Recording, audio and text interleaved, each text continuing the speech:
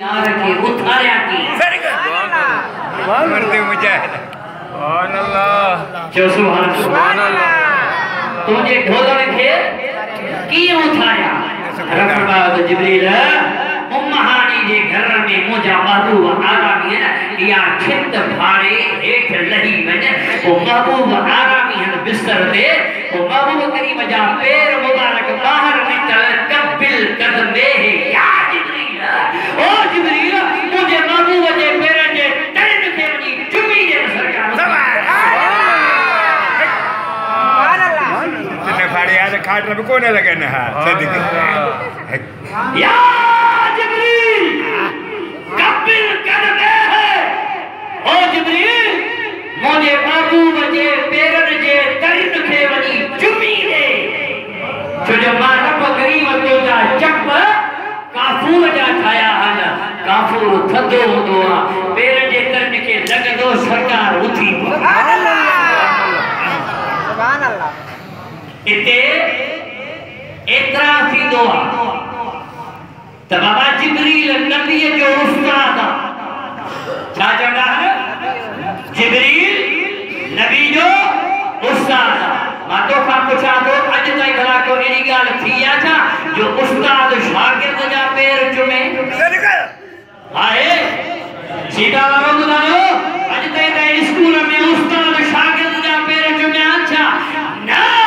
अरे शागिर्द उस्ताद जा पेर चुमंदो आहे मुरीद पंहिंजे मुर्शिद जा क़दम चुमंदो आहे पुटु पंहिंजे पीउ माउ जा क़दम चुमंदो आहे इहो सभु मदीने जे साईं सेखारियो सुभान अल्लाह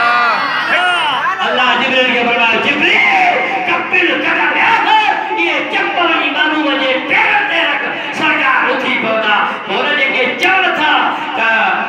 अल्लाह जे वलीअ जा हथ पैर चुमण नाजायज़ आहिनि पंहिंजे अबे अम्मा जा हथ पैर चुमण नाजायज़ आहिनि हुननि खे चओ त जिब्रील खे कहिड़ी फतवा लॻाई सदिक नोलुओ जी बढ़िया जिब्रील ते फतवा कहिड़ी लॻाईंदे बुध हुज्जतुल्लाह अलल आलमीन हुज्जतुल्लाह अलल आलमीन बे नंबर पे एनी शरा बुखारी 22 जुल्द सफ़ो 82 जो सुभान अल्लाह महबूब करीम जे दरबार में को सहाबी आयो केर आयो सहाबी अच्छा अर्ज़ केर या रसूल अल्लाह फिदा कवामी अपनी मोजा पी मां तो ते कुर्बान वजन सुना मोहरो नजर पासे हो नजर छा पासे हो नजर त मक्को फतह थींदो त मां काबतुल्लाह जे चौकट के चुमी नींदुस केवला मक्को फतह थियो आ हाने मुके इजाजत दियो त मां पाजो नजर कीअं पूरो कया सुभान अल्लाह मां पाजो नजर कीअं पूरो कया त सरकार फरमाइन था अल्लाका उम्मुन छातो जी मां जेरिया सुभान अल्लाह हदीस जा लफ्ज शरअनी बुखारी में सरकार दा फरमाता अल्लाका उम्मुन छातो जी मां जेरिया अर्ज़ के त निअम या रसूल अल्लाह हां मुझा सुना मुझा आका फरमा इज़हब इला तारिका व कबिल कदम में उम्मे का वनी मां जा पैर चुमतो जो नजर पूरो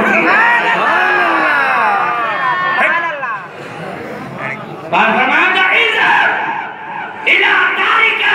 व कबिल कदम में उम्मे का वनी मां जे पैर जे तन खे चुमी दे रब तुझो यो नजर पूरो करे छजो अरे मदीने जे साईं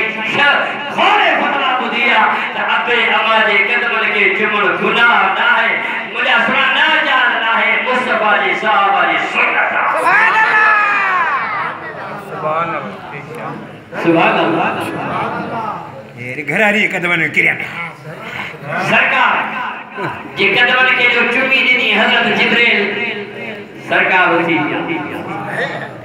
महबूब उठी पिया अरे सुभान अल्लाह सरकार जो उठिया पाण फरमाता जिब्रील देखा भाई अवेले टेप में निकतो ही अर्ज़ की त मुझा महबूब अल्लाह मोकिलियो छाजे लाए इन अल्लाह ताला इला लिकाए का या रसूल अल्लाह तो चवे तो मुझे ढोलण के वठिया बापा जी यार के दिसण जे ला डाढो मुश्ताक छा अल्लाह कोन को दिसे छा अल्लाह हस्ता गला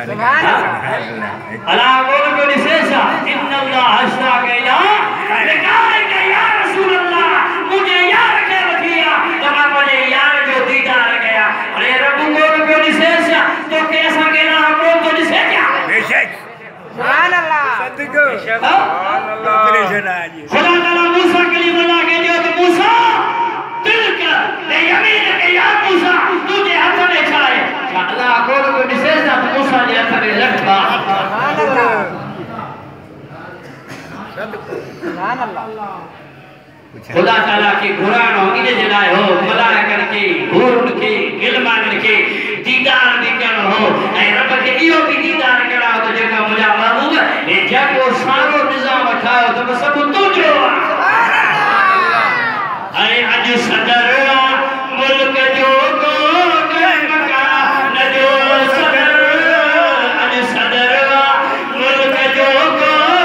मकान जो सदर साईं मोहम्मद वफदी आसमान जो सदर अज सदर जो मकान जो सदर खुदा रानी दिला पर महबूब के खुराक तो मुझा महबूब मारब करीम जी जान तुझे ज़बान का ज़ाहिर थियो हा जे तू महबूब के मारब पैदा न कया हा मुझे रुबूबियत के